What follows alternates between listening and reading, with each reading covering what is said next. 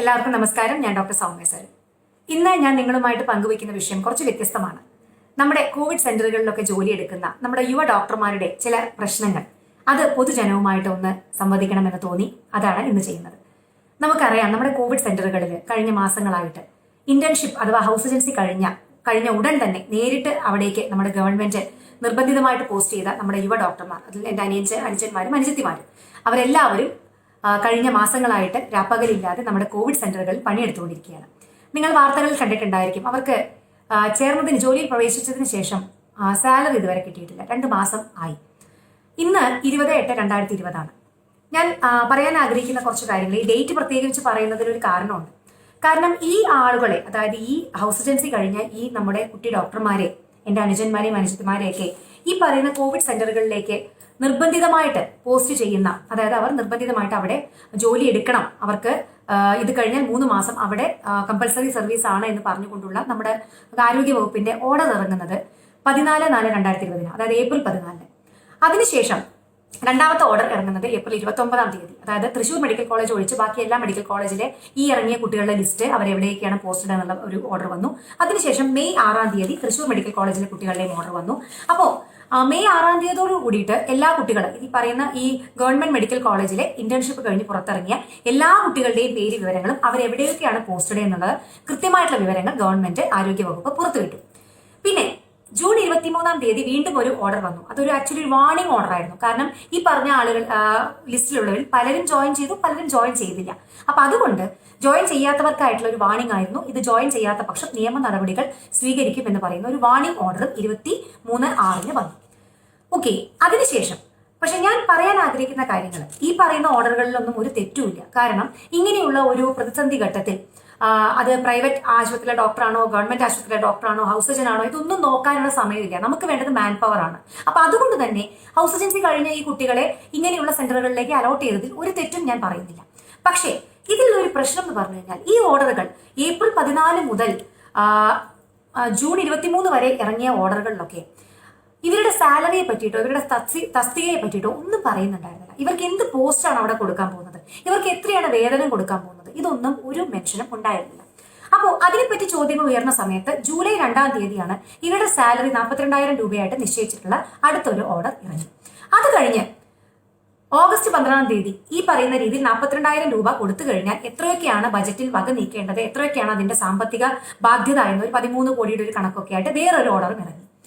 അപ്പോഴും ഈ ഓഗസ്റ്റ് 12 ഈ ഓർഡർ ഇറങ്ങുമ്പോഴും ഇവർക്ക് സാലറി കിട്ടിയിട്ടില്ല, ഇവരുടെ തസ്തികയും നിജപ്പെടുത്തിയിട്ടില്ല. നിങ്ങളൊന്ന് ആലോചിച്ച് നോക്കണം. ഇതിനുള്ള തയ്യാറെടുപ്പുകൾ ഗവൺമെന്റ് തുടങ്ങിയത് ഏപ്രിൽ പകുതി ആയപ്പോഴേക്കും തയ്യാറെടുപ്പുകൾ തുടങ്ങി. കഴിഞ്ഞ April, May, June, July, August ഇതാ കഴിയാറായി. 4 മാസമായിട്ടും ഇവർക്ക് വേണ്ടൊരു വേതനം അവരുടെ കയ്യിലെത്തിക്കാൻ ഇവർക്ക് പറ്റിയിട്ടില്ല. ഇന്ന് 20 ഓക്കെ, ഇന്ന് ആക്ച്വലി ഈ കുട്ടികൾ ഇത്രയും ആയപ്പോ ഓർഡറിൽ മേൽ ഓർഡർ വരുന്നുണ്ട്, പക്ഷെ ഇവർക്ക് വേണ്ട പൈസ അല്ലെങ്കിൽ ഇവരുടെ വേതനം ഇവരുടെ കയ്യിൽ കിട്ടിയിട്ടില്ല. അപ്പൊ അതുകൊണ്ട് അവർ ഗതികെട്ട് ഹൈക്കോടതിയെ സമീപിച്ചു. ഇന്ന് അതിന്റെ ഹിയറിംഗ് നടക്കുകയാണ്. അപ്പോ ഇന്ന് 20 ഹിയറിംഗ് ആണെന്ന് വെച്ചപ്പോൾ ഇന്നലെ ഗവൺമെന്റ് പെട്ടെന്ന് വേറൊരു ഓർഡർ കൂടെ ഇറക്കി. ഇന്നലെ 19 വൈകുന്നേരത്തോട് കൂടിയിട്ട് അതിതാണ് ഇവരുടെ തസ്തിക നിജപ്പെടുത്തി. അത് medical officer, temporary medical officer, താൽക്കാലിക മെഡിക്കൽ ഓഫീസർ എന്നുള്ള തസ്തികയാണ്. പിന്നെ സാലറി ഓൾറെഡി പറഞ്ഞിട്ടുണ്ട് 42,000. അത് സ്പാർക്കിൽ ഉൾപ്പെടുത്തി പെട്ടെന്ന് തന്നെ കൊടുത്തു തുടങ്ങും എന്നുള്ളൊരു ഓർഡർ ഇന്നലെ പെട്ടെന്ന് വന്നു. അത് എനിക്ക് ആലോചിച്ചപ്പോൾ മനസ്സിലായത്, ഇന്നിപ്പോ എന്തായാലും ഹൈക്കോടതിയിൽ വാദം കേൾക്കുമ്പോൾ ഗവൺമെന്റിന് പറഞ്ഞു നിൽക്കാൻ, ആരോഗ്യവകുപ്പിന് പരന്നു നിൽക്കാൻ ഒരു വാദം വേണം. അപ്പൊ അവർക്ക് പറയാം, ഇന്നലെ തന്നെ ഇങ്ങനെ ഒരു ഓർഡർ ഇറക്കിയിട്ടുണ്ട്, ഇത് എത്രയും വേഗം നടപ്പിലാക്കും. എനിക്ക് ആക്ച്വലി ആരോഗ്യ വകുപ്പിനോടും ഗവൺമെന്റിനോടുള്ള ഒറ്റ റിക്വസ്റ്റ് മാത്രമേ ഉള്ളൂ. ഇതൊരു ഓർഡർ, കാരണം കുറെ ഓർഡറുകൾ ഇറങ്ങിയിട്ടുണ്ട്. പക്ഷേ ഈ 19 ഇറക്കിയ ഓർഡറും ഒരു ഓർഡർ മാത്രമായിട്ട് കടലാസ് നിൽക്കരുത്. കാരണം അവർ ജോലി ചെയ്ത് തുടങ്ങിയിട്ട് 2 മാസം കഴിയാറായി. നമ്മുടെ കയ്യില് കാശില്ലാത്ത ഒരവസ്ഥ എത്രത്തോളം വലുതാണെന്ന് ഈ പറയുന്ന ഈ ഹൗസ് ഏജൻസിയൊക്കെ കഴിഞ്ഞ് നിൽക്കുന്ന ഒരവസ്ഥയിൽ ഞാനും എൻ്റെ ഭർത്താവും അതുപോലെ ഞങ്ങളെ പോലെയുള്ള എല്ലാവരും അനുഭവിച്ചിട്ടുണ്ട്. കാരണം MBBS എന്ന് പറഞ്ഞു കഴിഞ്ഞാൽ ബാക്കി കോഴ്സുകളെ പോലെയല്ല. കുറേ കാലം 6-7 വർഷമാണ് ഒരു MBBS ഡിഗ്രി കിട്ടാൻ വേണ്ടിയിട്ട്. +2 കഴിഞ്ഞാൽ ഒരു 25-26 വയസ്സിലാണ് ഈ MBBS ഡിഗ്രി ഒന്ന് നമ്മുടെ കയ്യിൽ കിട്ടുക. എനിക്കറിയില്ല, ലോകത്ത് ഇത്രയും സമയമെടുത്തിട്ട് ഒരു ഡിഗ്രി കിട്ടുന്ന കോഴ്സുകൾ വളരെ ദുർലഭമായിരിക്കും. നിങ്ങൾ ബാക്കിയുള്ള ആൾക്കാരെ വെച്ച് നോക്കുമ്പോൾ, അതായത് നമ്മുടെ കൂടെ പഠിച്ച എഞ്ചിനീയറിംഗും അല്ലെങ്കിൽ വേറെയൊക്കെ ഡിഗ്രികൾ എടുത്ത ആളുകൾ ജോലി കിട്ടി പലപ്പോഴും സമ്പാദിച്ചു തുടങ്ങിയിട്ടുണ്ടായിരിക്കും, കല്യാണമൊക്കെ കഴിച്ചിട്ടുണ്ടായിരിക്കും. അപ്പോഴും മെഡിക്കൽ വിദ്യാർത്ഥികളുടെ ഒരു ദുരവസ്ഥ എന്ന് പറയുന്നത് അവരപ്പോഴും പഠിച്ചുകൊണ്ടിരിക്കുകയായിരിക്കും, അല്ലെങ്കിൽ ഒരു ജോലി കിട്ടിയിട്ടുണ്ടാവില്ല, സ്വന്തമായിട്ട് ഒരു സമ്പാദ്യം അവരുടെ കയ്യിലുണ്ടാവില്ല. അപ്പോൾ അങ്ങനെ നിൽക്കുന്ന ഒരു കുട്ടികളായിട്ട്, അപ്പോൾ ഇവരുടെ അടുത്ത ഒരു എന്താ പറയുക ആഗ്രഹം, അല്ലെങ്കിൽ അടുത്ത അവരുടെ ഒരു എയിം എന്ന് പറയുന്നത് ഒരു PG എൻട്രൻസ് എക്സാമിന് വേണ്ടി പഠിക്കുക, അല്ലെങ്കിൽ എവിടെയെങ്കിലും ഒന്ന് വർക്ക് ചെയ്ത് കുറച്ച് പൈസ സമ്പാദിക്കുക, സ്വന്തം കാലിലൊന്ന് നിൽക്കുക. ഇവരൊക്കെ ഒരിക്കലും വായിൽ വെള്ളിക്കരണ്ടിയായിട്ട് ജനിച്ചവരല്ല ഈ പറയുന്ന ഈ ഗവൺമെന്റ് കോളേജിൽ പഠിക്കുന്ന ഇവരാരും, അല്ലെ? അപ്പൊ അവരൊക്കെ കഷ്ടപ്പെട്ട് പഠിച്ചിട്ട് ഈ എൻട്രൻസ് എക്സാം ക്രാക്ക് ചെയ്തിട്ട് ആരും അവരുടെ കയ്യിൽ കൊണ്ടേ ദാനമായി കൊടുത്ത സീറ്റല്ല ഇത്. അവർ കഷ്ടപ്പെട്ട് പഠിച്ചു നേടിയതാണ്. എല്ലാവരും വളരെ സാധാരണ കുടുംബങ്ങളിൽ നിന്ന്, ഞാനടക്കം ഒരു മിഡിൽ ക്ലാസ് ഫാമിലിയിൽ നിന്ന് വരുന്ന കുട്ടികളാണ് ഈ പറയുന്ന എല്ലാ ഗവൺമെന്റ് മെഡിക്കൽ കോളേജുകളിലും അധികവും പഠിക്കുന്നത്. അപ്പൊ അവരുടെ വീട്ടിലെ അവസ്ഥ ഇവരൊന്ന് കരപറ്റിയിട്ട് വേണ്ടി വരും. ചിലപ്പോൾ അച്ഛനമ്മമാർ ഇപ്പോൾ ഈ ഒരു അവസ്ഥയിൽ പലർക്കും ജോലി നഷ്ടപ്പെട്ടിട്ടുണ്ടായിരിക്കും, ഇവർക്ക് വിദ്യാഭ്യാസ ലോൺ തിരിച്ചടയ്ക്കാനുണ്ടായിരിക്കും, വീട്ടുകാരെ സഹായിക്കാനുണ്ടായിരിക്കും, പലരും വിവാഹിതരായിരിക്കും, കുടുംബത്തിനെ സപ്പോർട്ട് ചെയ്യാനുണ്ടായിരിക്കും. അപ്പോൾ ഇങ്ങനെയുള്ള ഒരു അവസ്ഥയിൽ ഈ 25-26 വയസ്സായ അത് ആണായിക്കൊള്ളട്ടെ പെണ്ണായിക്കൊള്ളട്ടെ, അവർക്ക് ജോലിക്ക് കൂലി കിട്ടാതിരിക്കുക, അവർ പിന്നെയും അച്ഛനമ്മമാരുടെ മുമ്പിൽ കൈനീട്ടേണ്ടി വരിക എന്ന് പറയുന്നത് വല്ലാത്തൊരു ദുരവസ്ഥയാണ്. കാരണം ആ ഒരു ആത്മാഭിമാനത്തിന് തട്ടുന്ന ഒരു മുറിവുണ്ടല്ലോ, അത് വലിയതാണ്. കാരണം ഈ ഒരു അവസ്ഥയിലൂടെ ഞങ്ങളൊക്കെ കടന്നു പോയിട്ടുണ്ട്. എനിക്കിപ്പോഴും ഓർമ്മയുണ്ട്, ഞാൻ എൻ്റെ MBBS കഴിഞ്ഞിട്ട് നമ്മുടെ കയ്യിൽ തുച്ഛമായ സ്റ്റൈപ്പൻറ്റ് അത് അപ്പം തന്നെ ചിലവായി പോകും, കാര്യമായിട്ടുള്ള വലിയ വരുമാനമൊന്നും ഉണ്ടാവില്ല, അല്ലെങ്കിൽ നീക്കിയിരിപ്പൊന്നും ഉണ്ടാവില്ല. എന്നിട്ട് പോലും ഞങ്ങൾ PG പഠിക്കാൻ വേണ്ടിയിട്ട് ആ ഒരു കൊല്ലത്തേക്ക് വേണ്ട ചെലവിന് വേണ്ടിയിട്ടുള്ള ഞങ്ങൾ നീക്കിയെടുത്ത് വെച്ചിട്ടുണ്ടായിരുന്നു. കാരണം ഇനിയും അച്ഛനമ്മമാരുടെ അടുത്ത് കൈ നീട്ടാൻ പറ്റില്ല എന്നുള്ളത് കൊണ്ട്. എന്നിട്ടാണ് PG പഠിച്ചു വാങ്ങി നമ്മൾ ജോയിൻ ചെയ്തത്. എൻ്റെ ഹസ്ബൻഡ് ഈ ഹൗസ് ഏജൻസി കഴിഞ്ഞ് സാധാരണ രീതിയിൽ സിവിൽ സർവീസിന് ആഗ്രഹിക്കുന്നവരൊക്കെ ഒരു കൊല്ലം അതിനായി മാത്രം ഇരുന്ന് പഠിക്കും. പക്ഷെ അദ്ദേഹത്തിന് ആഗ്രഹം ഉണ്ടായിട്ട് പോലും അതിന് സാധിച്ചില്ല. കാരണം കയ്യിൽ പൈസ ഉണ്ടായിരുന്നില്ല. കാരണം അവിടെ ജോലി ഇല്ലാതെ നിൽക്കാനും പഠിക്കാനും അതിനു വേണ്ട ഫീസ് അടയ്ക്കാനും ഒന്നുള്ള പൈസ ഇനിയും അച്ഛനമ്മമാരോട് കൈനീട്ടാൻ വയ്യ എന്നുള്ള ഒരു ദൃഢനിശ്ചയം കൂടി എടുത്തത് കൊണ്ട് ഹൗസ് ഏജൻസിയുടെ കൂടെയാണ് സിവിൽ സർവീസിന്റെ കോച്ചിങ്ങിനും കൂടി അദ്ദേഹം പോയത്. അപ്പൊ ഞാൻ പറഞ്ഞു വന്നത് ഈ ഒരു അവസ്ഥ, കാരണം കയ്യിൽ പൈസ ഇല്ലാതെ നിൽക്കുന്ന ഒരു അവസ്ഥ MBBS കഴിഞ്ഞുന്ന ഏതൊരു വിദ്യാർത്ഥിയും നേരിടുന്നതാണ്. അപ്പോൾ അവർക്ക് ഒരു ജോലി നമ്മൾ കൊടുക്കുമ്പോൾ അതിന് വേണ്ട വേതനം കൂടി കൊടുക്കാൻ ഗവൺമെന്റ് ആലോചിക്കണമായിരുന്നു. കാരണം ഏപ്രിൽ തുടങ്ങിയ ആലോചനയാണ്, അപ്പം മുതൽ ഇട്ട് വന്ന ഓർഡറുകളാണ്. അപ്പൊ അന്ന് മുതൽ നമുക്ക് അറിയുന്നതല്ലേ, അവർക്ക് ജോലി കൊടുക്കുമ്പോൾ അവർക്ക് വേതനവും കൊടുക്കണമെന്ന് നമുക്ക് അറിയില്ലേ. അപ്പൊ അതിന് വേണ്ട കാര്യങ്ങൾ കൂടി അന്ന് മുതലേ ചെയ്ത് വരേണ്ടതായിരുന്നു എന്നുള്ളതാണ് എൻ്റെ ഒരു എളിയ അഭിപ്രായം. അപ്പോൾ ഇനിയെങ്കിലും ദയവ് ചെയ്തിട്ട് ഇത് നീട്ടരുത്, അല്ലെങ്കിൽ ഇനിയും ഇതിന് വൈകിപ്പിക്കരുത്. കാരണം അവരിൽ പലരും ഈ പറയുന്ന പോലെ വളരെയധികം സാമ്പത്തികമായിട്ടുള്ള അരക്ഷിതാവസ്ഥയിലൂടെ കടന്നു പോകുന്നവരായിരിക്കും. കാരണം ഈ ഒരു അവസ്ഥ ഞങ്ങളൊക്കെ അനുഭവിച്ചത് കൊണ്ടാണ് ഇങ്ങനെ ഇത്രയും വ്യക്തമായിട്ട് പറയുന്നത്. പിന്നെ ഒരു കാര്യം കൂടി ഞാൻ പറയാൻ ആഗ്രഹിക്കുകയാണ്. ഇതൊക്കെ പറയുന്ന സമയത്ത് ഞാനും കുറെ കേട്ടതാണ്. കാരണം ഞാൻ പരിയാരം മെഡിക്കൽ കോളേജിലാണ് എൻ്റെ MBBS ചെയ്തത്. കോഴിക്കോട് മെഡിക്കൽ കോളേജിൽ നിന്നാണ് ഞാൻ PG എടുത്തത്. അപ്പോൾ ഗവൺമെന്റ് കോളേജിൽ പഠിച്ച ആളുകൾ എന്നുള്ള രീതിയിൽ ഞങ്ങൾ കേട്ട ചില വാക്കുകളുണ്ട്, ഇപ്പോഴും കേട്ടുകൊണ്ടിരിക്കുന്ന ചില വാക്കുകളുണ്ട്. നിങ്ങളെയൊക്കെ ഞങ്ങളാണ് പഠിപ്പിച്ചത്, ഞങ്ങളുടെ നികുതിപ്പണം കൊണ്ടാണ് നിങ്ങൾ ഗവൺമെന്റ് മെഡിക്കൽ കോളേജുകളിൽ പഠിച്ചത്. അപ്പൊ അതുകൊണ്ട് നിങ്ങൾ കുറച്ചൊക്കെ ഫ്രീ ആയിട്ട് അങ്ങ് സേവനം ചെയ്യുക, സാമൂഹ്യ പ്രതിബദ്ധത എന്ന് പറയുന്നത് നിങ്ങൾക്കില്ലേ എന്നൊക്കെയുള്ള പല ചോദ്യങ്ങളും പല കോണിൽ നിന്നും ഞാൻ ധാരാളം കേട്ടിട്ടുണ്ട്. ഇപ്പൊ ഈ കുട്ടികളും കേൾക്കുന്നുണ്ടായിരിക്കും. ആ ചോദ്യങ്ങൾ പറയുന്നവരടുത്തായിട്ട് അവരുടെ അറിവിലേക്കായിട്ട് പറയുകയാണ്. പലരും ഇത് നമ്മളെ മനഃപൂർവ്വം അവഹേളിക്കാൻ വേണ്ടി പറയുന്നതൊന്നുമല്ല, ചില തെറ്റിദ്ധാരണയുടെ പുറത്ത് പറയുന്നതായിരിക്കാം. നിങ്ങൾ മനസ്സിലാക്കേണ്ട ഒരു കാര്യമുണ്ട്, ഒരു മെഡിക്കൽ വിദ്യാർത്ഥി, ഒരു മെഡിക്കൽ വിദ്യാഭ്യാസം എങ്ങനെയാണെന്നുള്ളത്. ഒരു മെഡിക്കൽ വിദ്യാഭ്യാസം എന്ന് പറയുന്നത് ഏകദേശം 5 കൊല്ലത്തോളം പഠനവും അതിനുശേഷം 1 കൊല്ലത്തോളം ഒരു ഹൗസ് ഏജൻസി അല്ലെങ്കിൽ ഇന്റേൺഷിപ്പ് എന്ന് പറയുന്ന ഒരു കാലയളവുമാണ്. അപ്പോൾ 5-6 കൊല്ലത്തിൻ്റെ ഉള്ളിലാണ് നമ്മൾ ഇത് പൂർത്തിയാക്കുന്നത്. ഓക്കെ, അപ്പോൾ ആദ്യത്തെ 1 കൊല്ലം മാത്രമാണ് നിങ്ങൾ എല്ലാവരും കരുതുന്ന പോലെ ഞങ്ങൾ ഒരു ക്ലാസ് റൂമിൽ ഇരുന്ന് പഠിക്കുന്നത്. അതായത് അനാട്ടമി, ബയോകെമിസ്ട്രി, ഫിസിയോളജി എന്നൊക്കെ പറഞ്ഞ് ഞങ്ങൾ ആശുപത്രിയിലേക്ക് പ്രവേശിക്കാതെ, മെഡിക്കൽ കോളേജ് ആശുപത്രിയിലേക്ക് പ്രവേശിക്കാതെ ഒരു 4 ചുമരുകൾക്കുള്ളിലിരുന്ന് ക്ലാസ്സിലിരുന്ന് ഞങ്ങളെ അധ്യാപകർ പഠിപ്പിക്കുന്നത് ഈ പറയുന്ന 1 കൊല്ലം മാത്രമാണ്. അതിനുശേഷം ഞങ്ങൾ പഠിക്കുന്നത് ആശുപത്രിക്ക് ഉള്ളിൽ പോയി ജീവനുള്ള ആളുകളിലാണ്. അപ്പോൾ ഞാൻ പറയുന്നത് ഒറ്റ കാര്യമുള്ളൂ, ഞങ്ങൾക്ക് വേണ്ടിയിട്ട് ഇത്രയും കൂടുതൽ പൈസ മുടക്കുന്നു എന്ന് പറയുമ്പോൾ അതിൽ ഒന്നാമത്തെ കാര്യം ഗവൺമെന്റ് മെഡിക്കൽ കോളേജിലെ വിദ്യാർത്ഥികൾക്ക് വേണ്ടി മാത്രമല്ല, ഏതൊരു ഗവൺമെന്റ് കോളേജിൽ പഠിക്കുന്ന ആളുകൾക്ക് വേണ്ടിയിട്ട് ഗവൺമെന്റ് ഇത് ചെയ്യുന്നുണ്ട്. എഞ്ചിനീയറിംഗ് കോളേജുകൾക്ക് വേണ്ടിയിട്ട് ധാരാളം പൈസ മുടക്കുന്നുണ്ട്, അവരുടെ ലാബുകൾക്ക് വേണ്ടിയിട്ട് എത്രയോ ലക്ഷങ്ങൾ മുടക്കുന്നുണ്ട്.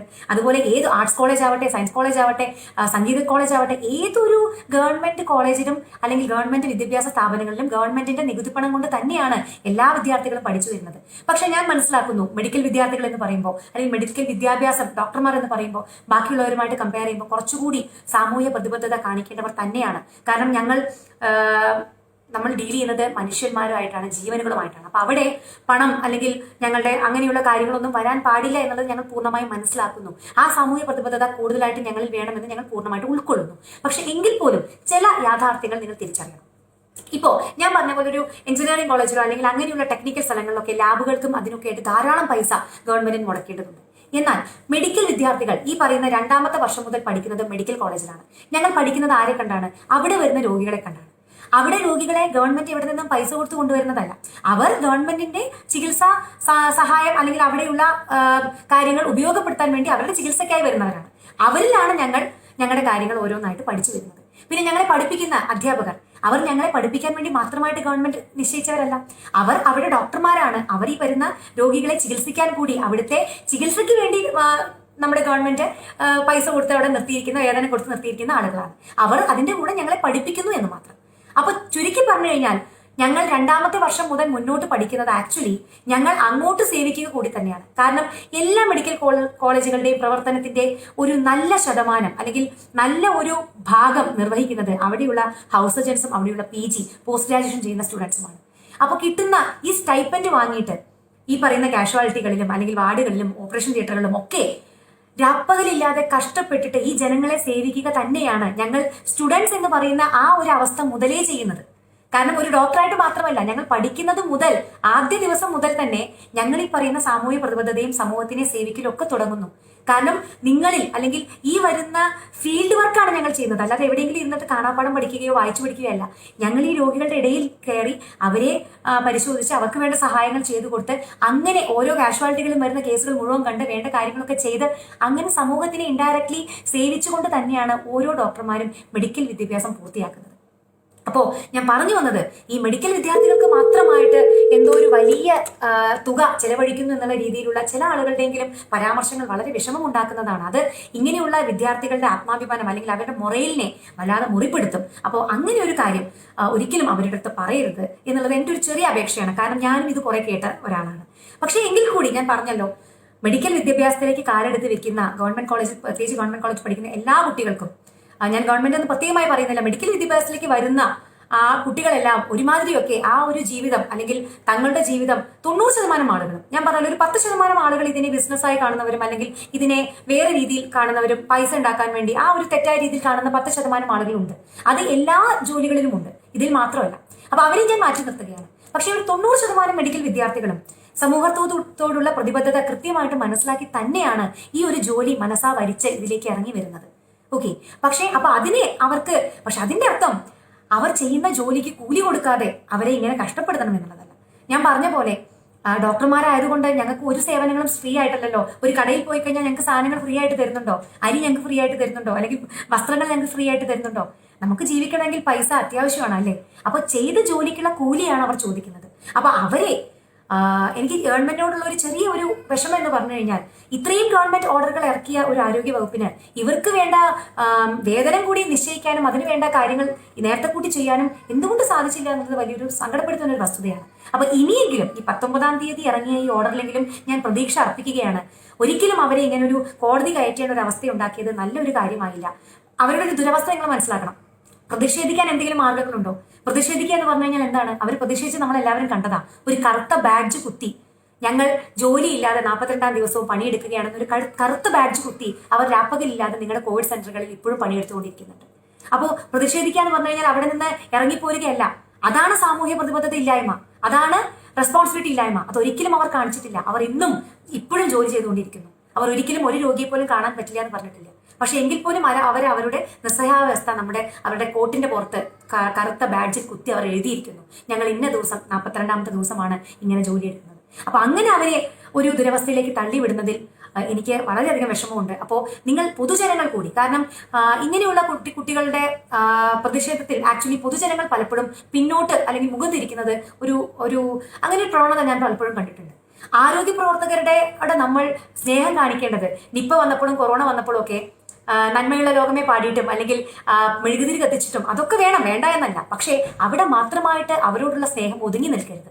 അവർക്കും കുടുംബങ്ങളുണ്ട്, അവർക്കും പ്രാരാബ്ധങ്ങളുണ്ട്, അവർക്കും അടയ്ക്കാൻ ചിലപ്പോൾ വിദ്യാഭ്യാസ ലോൺ ഉണ്ടായിരിക്കും, അവർക്കും ചിലപ്പോൾ വിവാഹം കഴിഞ്ഞിട്ട് കുടുംബത്തിനെ നോക്കേണ്ട അവസ്ഥ ഉണ്ടായിരിക്കും, അവർക്കും മാതാപിതാക്കൾ ചിലപ്പോൾ രോഗികളായ മാതാപിതാക്കളെ നോക്കേണ്ടതുണ്ടായിരിക്കും. അപ്പൊ അവർക്കും ഈ പറയുന്ന പല പ്രാരാബ്ദങ്ങൾക്കും വേണ്ടി പൈസ ആവശ്യമാണ്. അപ്പോൾ ചെയ്യുന്ന ജോലിക്കുള്ള കൂലി അത് കൃത്യസമയത്ത് കൊടുക്കാൻ ദയവ് ചെയ്ത് ഗവൺമെന്റ് ഒന്ന് ശ്രദ്ധിക്കണം. ഈ പറയുന്ന 19-ാം തീയതി ഇന്നലെ ഇറക്കിയ ഈ ഓർഡർ എത്രയും വേഗം പ്രാബല്യത്തിൽ വരുത്തണം എന്നുള്ള ഒരു ചെറിയ അപേക്ഷ കൂടി ഞാൻ ഗവൺമെന്റിന്റെ മുമ്പിലേക്ക്, ആരോഗ്യ വകുപ്പിന്റെ മുമ്പിലേക്ക് വെക്കുകയാണ്. പിന്നെ ഒരു കാര്യം കൂടി പറഞ്ഞ് ഞാൻ നിർത്തുകയാണ്.